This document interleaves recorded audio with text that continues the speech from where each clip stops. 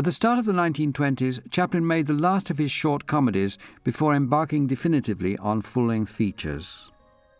In his autobiography, Chaplin recalled that making Sunnyside was like pulling teeth. From time to time, like any artist, Chaplin experienced creative blocks, but this was one of the worst in his career. No doubt one cause was his private life. Late in November 1918, he'd married in haste a 17-year-old actress, Mildred Harris, and immediately regretted it as he found that poor little Mildred was woefully unequal to the job of being wife to a genius. Barely a week after the marriage, he was back at the studio with a plan to put Charlie into a rural setting as they put upon man-of-all work at a seedy country hotel. He took the unit on location to one of the ranches that were still close by in that rural California and hired horses, cows and several cowboys. But the ideas for comedy did not come.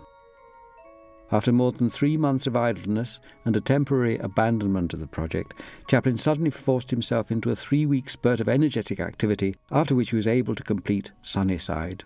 It is in fact a more interesting film than Chaplin or his critics ever gave him credit for. The spectacle of Charlie in a rural setting is novel and provides some unexpected gags. Some scenes too have a rather piquant edge of cruelty.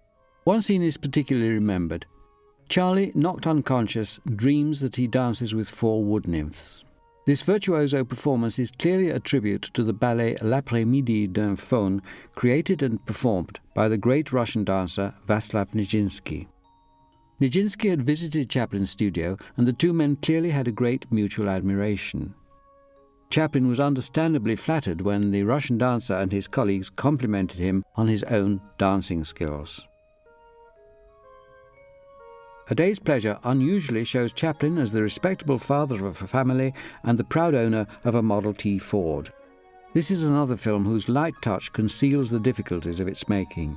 Chaplin started out with the simple idea of the story of the hazards of a family excursion, but at first the shooting went slowly. His marital troubles continued to distract him. They reached a crisis when his wife gave birth to a severely handicapped baby, which died at only 3 days old. Paradoxically, though, Chaplin seemed suddenly inspired.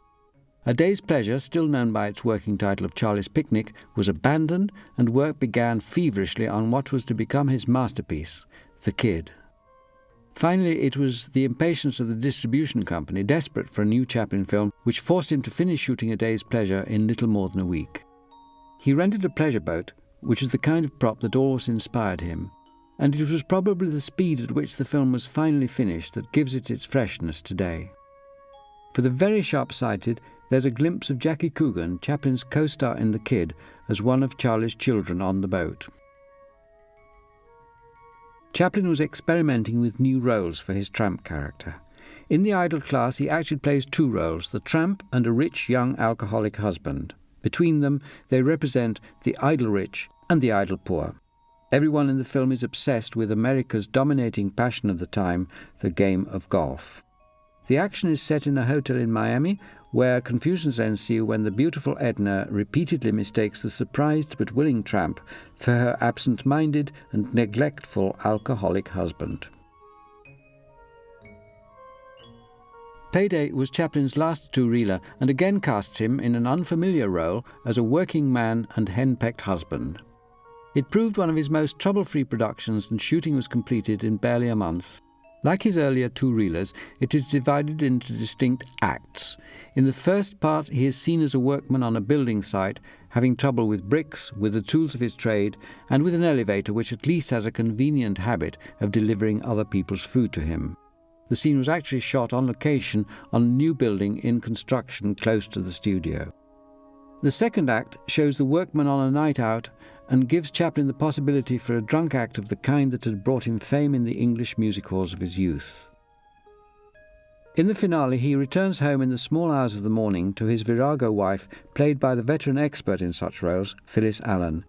The film is particularly notable for the expertly shot night scenes. Payday is a pleasant recollection of Chaplin's carefree early days of slapstick shorts, on the eve of his most prestigious years.